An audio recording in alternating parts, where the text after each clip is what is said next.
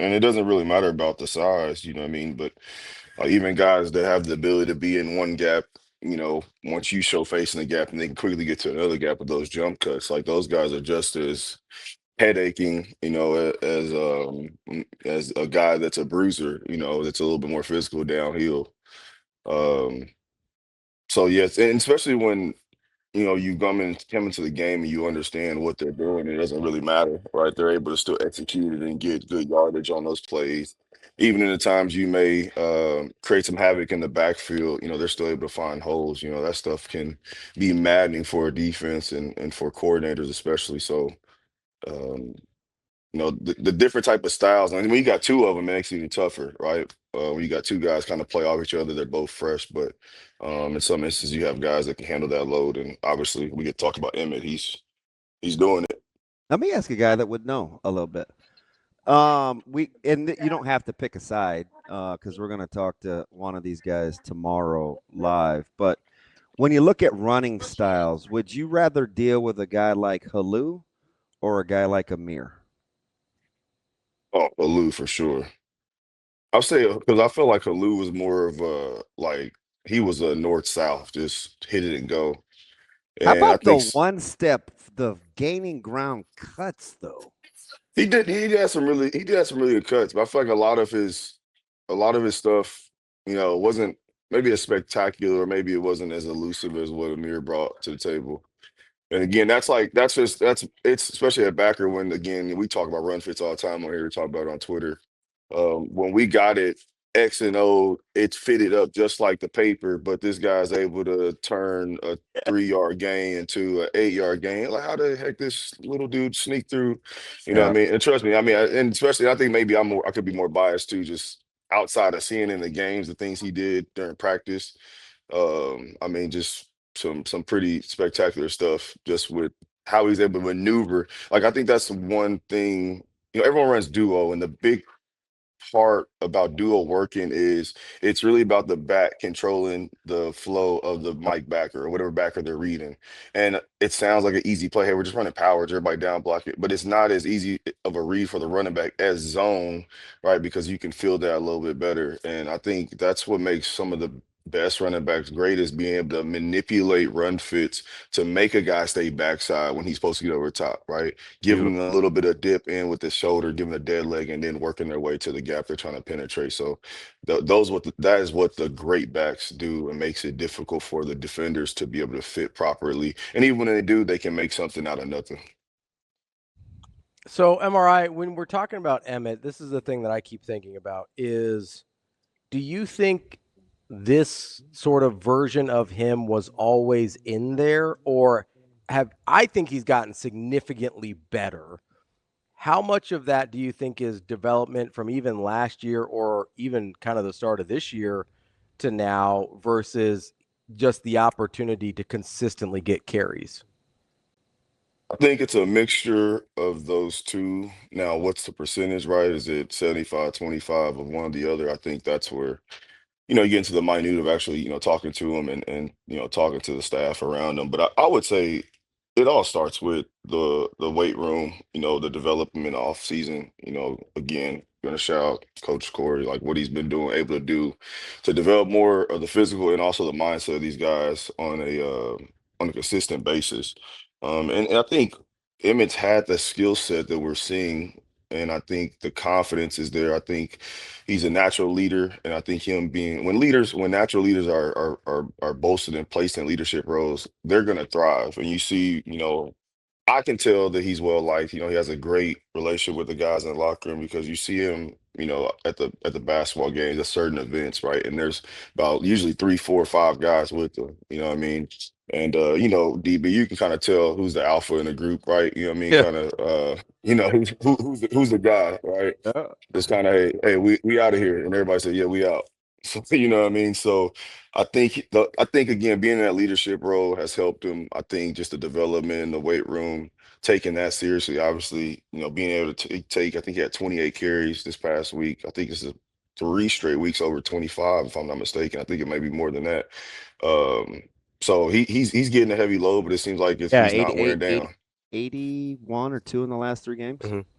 Yeah. So I mean, he's getting the carries and he's producing. He's also doing it in the passing games. We saw on that screenplay that was just really good to see.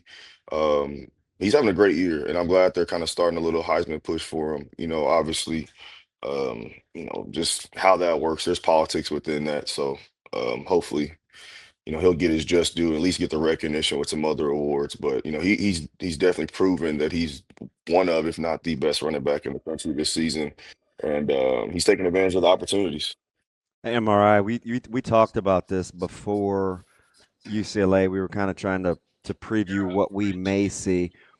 I want you to kind of in lay terms walk me through what you would see as a second level defender, because I thought UCLA's linebackers were in a bind. We talked about how I think Mhm.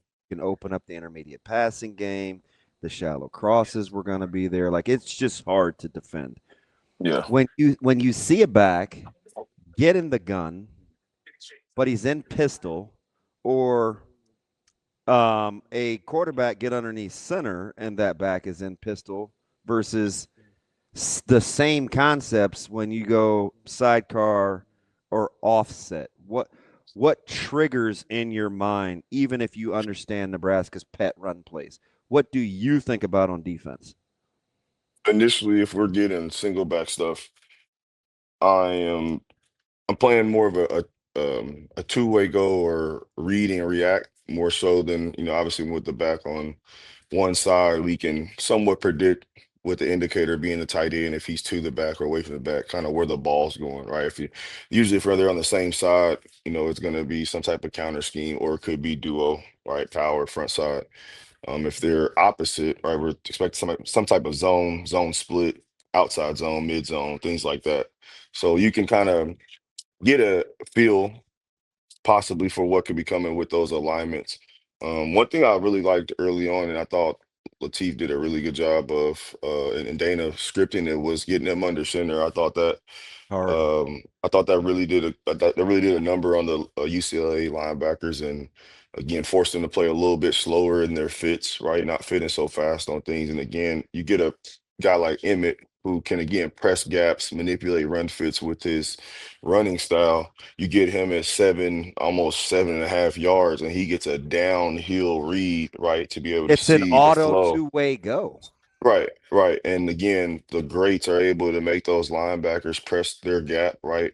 But not be able to fit their gap with leverage. And, we saw that early on that first drive. I mean, it was scripted very well. Lateef looked very comfortable. One thing I look for with young quarterbacks, and you saw it with Dylan. Dylan was making all the audibles too, but I didn't see a kind of a decrease of command of the quarterback. You get what I'm saying? Where, hey, if we're getting two play calls, which I mean they got the Oh, intercoms and oh, things in there. Yeah, you mean from Holgerson? Sorry, yeah, MRI. it's from Hogerson. Clarify. Yeah, from Hogerson. Yeah. Okay, yeah, So because that's a great. Go ahead, but you're yeah, talking about a decrease in command from the OC with right. the quarterback. With the quarterback, yeah, and that's what I was interested to see, was everything coming from the sideline. And there were some times they would look to the sideline, check things off, but you could tell, maybe can't say tell, but as guys that watch football or maybe understand play calls and more of a complex, right? Usually they call two plays, right? And we can have a can or kill or check with me, things like that, where we can go to the play, we get that look. And you saw that early on and during the script, but you also saw that during the game where Lateef was the guy making the right audibles to the, whether it be a run play, RPO, whatever it is they have on the menu. And I thought he did a really good job with that. And I thought that also helped, his comfort level, right? When I know I got two play calls, and if I don't like the pass or the RPO, I can give it to a guy that can handle that load. So I thought Dana did a really good job um, putting together a game plan that obviously Lateef and Emmett and the rest of the offense were successful with. You're one of the few guys, because it's usually always football related, that I actually don't mind carrying on conversations with in game. You had some interesting tells with what UCLA wanted to do offensively. When you're watching games now, is it possible, or is this just for the good ones, where, because some guys are really good with tells, some guys are really good schematically. Some guys are really good with adjustments. Some guys are all of it. Do you think coaches that always worried about execution and are we where we need to be can be good with tells at the same time, like real time? Man, that's a good question, and I'm thinking about myself as a coach. I'm exactly that way you just described. I can watch the game, and I think that's like maybe that's just me, any coach on the couch type of mentality or thing, where you see it from a different perspective, so you can see what the tells are, right? Yeah, And because you're just at even that point, you're not as interested in the yeah, yeah, you're not as interested in execution, right? You're putting together more so puzzle pieces, right? Whereas on the field, it's a little more tactical, right? And I think it's hard to have consistent success as a coach if that's your mentality. If you're thinking, um, what can we pick you're up? thinking more about execution than about, okay, what has changed from what we saw Monday through Thursday? You know what I mean? What tendencies have they broken? More so than because we go into the game looking for, hey, I've been watching film, hey, 5 times out of gun trips right, they're running inside zone, right? And I'm yelling on the sideline the first time I see it, inside zone, and then they go quick step three pass or 3-step pass game to the out on the backside receiver. It's like, okay, all right, I got to recognize that they recognize their own tendencies. I think I just saw a tweet from a really good coach that I follow that the best offensive coaches know their tendencies and know the perfect time when to break them. Um, Hmm. and I think that's really, really important when you're talking about, the development of an offense and the structure is having that ability to do that. And defensively as well as the defensive coordinator, I think more importantly, because you're in a reactive situation already. So yeah, Michael, So I'm that's really I'm glad you kind of brought that's that a up at tough the question, man, and you answered it Yeah. seamlessly like that. Because I think sometimes we want it all, right? And Right. Yeah. it's really because I think not coaching for a while and then having specific roles as a coach, then Hmm. look at things in its totality as a coordinator. Like I've evolved in what my strengths are. You know what I Right. mean? But I think sometimes real time you have to delegate those things. Like Hmm. sometimes you want to say, "Hey, listen, Mark, when they're an H back to the field, hey, chart close open versus closed tendencies, right? Because Right. as a coordinator, you're not probably as cognizant real time, even though Monday through Friday you have good percentages, right? Because like what do we always say? They have a marker and dry erase board too. Right. Like that's why I like the part where you're And really everyone's got the huddle. I mean, you got the huddle sideline. yeah, You're that's seeing why I stuff like in the live second in part of live your answer, action. right? Like that's the game within the game about okay, how can I like what's actually happening now? Like Right. where are the tendency breakers? Right. I, Yep. I go mean, ahead. that's why I love it. I mean, I definitely got through out the plan, but the coaching, I think there's a certain ego of coaching that like I can't control the outcome, but I can.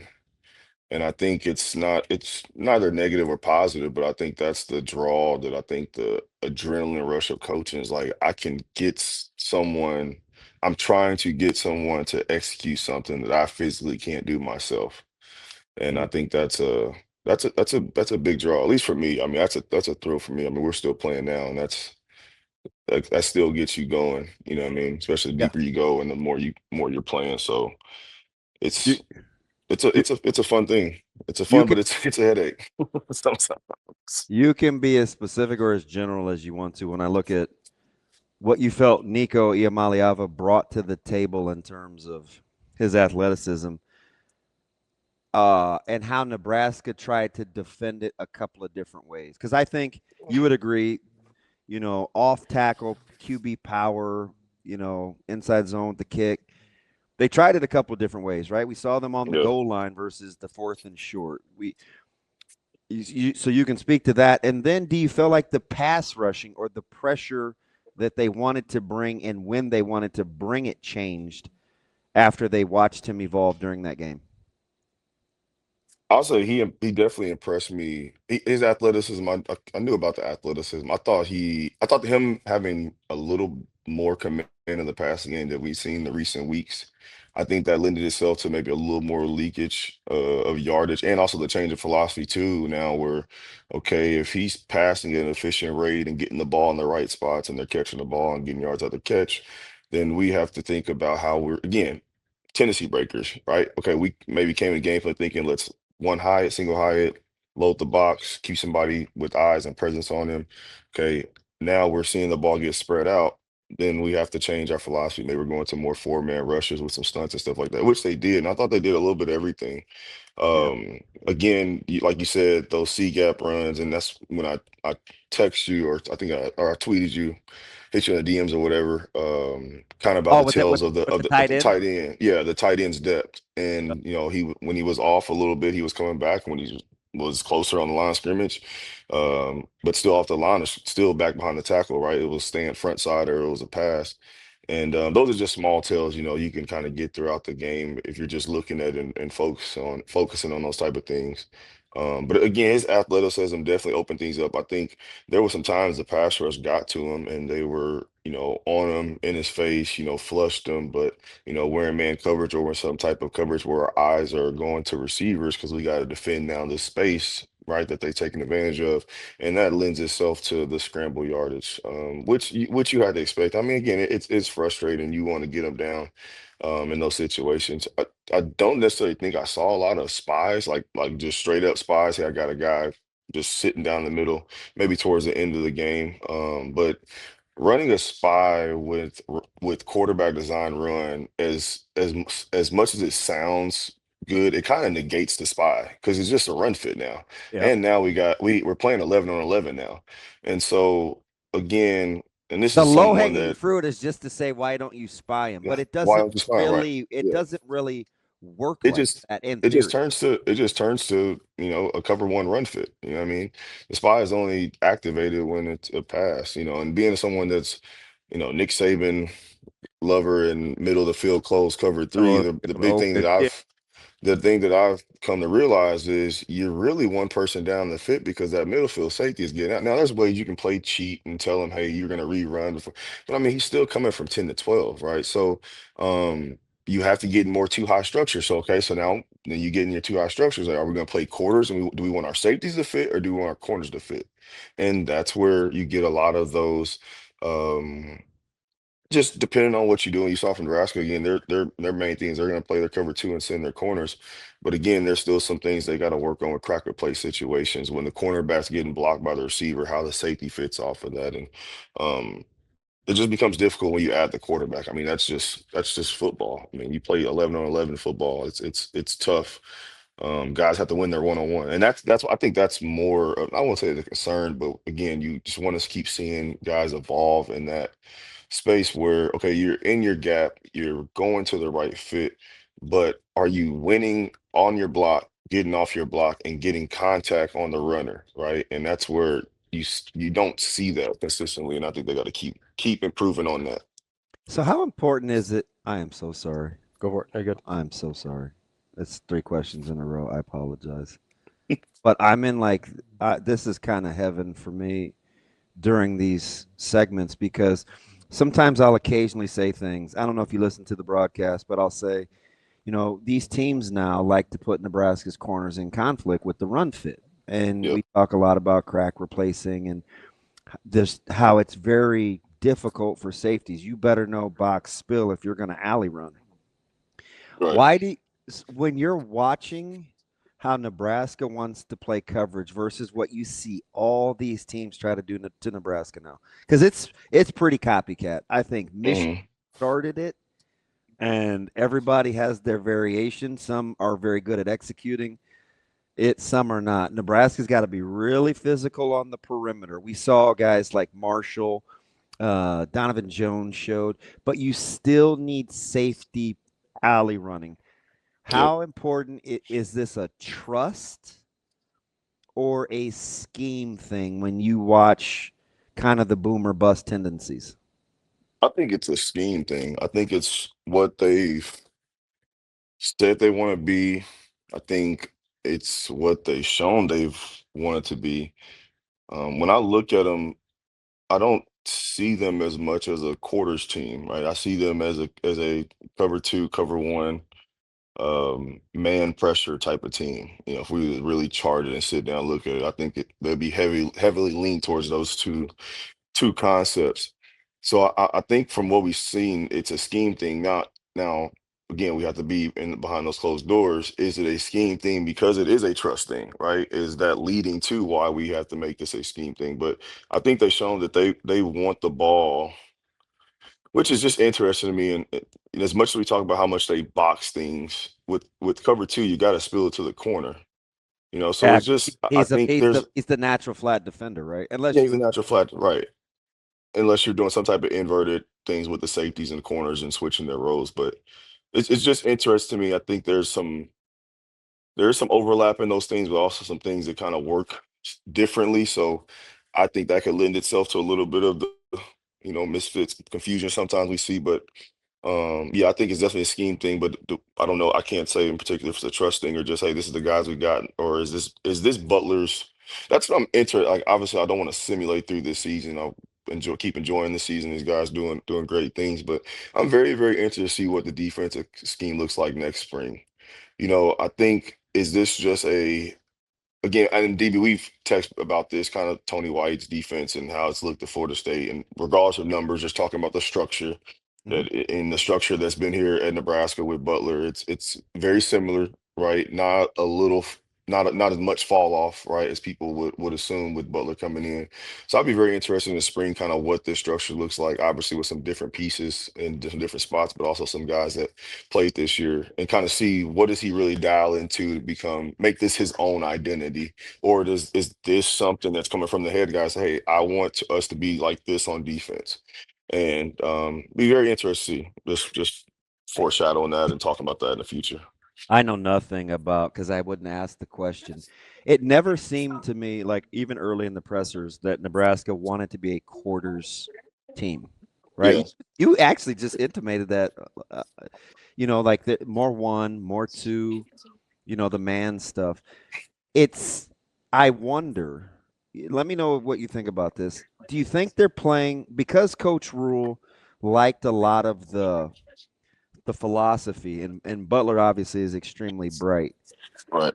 that they're playing the long game while they're still getting wins, right? This is a system that they're obviously going to tweak Right. and adjust.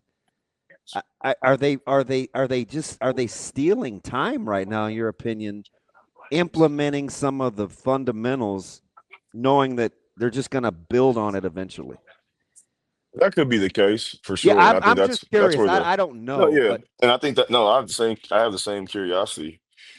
And that's why I'm intrigued to see what this structure, this scheme looks like, next spring, maybe with some different bodies, some of these older guys in the back end, those guys leaving and some of the young guys emerging. Do they, do some things change? And more times than not, when you see different like percentages of coverage go up and down with teams, it's more so like identifying, hey, we can do this with these guys, right? Until you get to the point where, hey, we've been here 2, 3 recruiting classes, and now it's just a systematic approach. Hey, we know who we're recruiting. We know the guy we're recruiting for this position can do this thing that we've seen and had on film for 3 to 4 years, and we can continue to make that a cycle, right? And get guys that we want in there. So again, springtime be definitely interested to see how everything looks for the defense. Mm. Michael, real quick, one of the other things that I hear quite a bit is, well, why don't they run more zone? You can keep eyes on the quarterback and have everything in the backfield. In your experience, is that an effective way to kind of curtail quarterback run game, either designed or scramble? And B, knowing what John Butler likes to do defensively, what is he giving up if he were to switch to more zone looks? It doesn't help. It does help, obviously, with those guys' eyes, more focused on the quarterback, less on either matching routes or being in true man-to-man situations.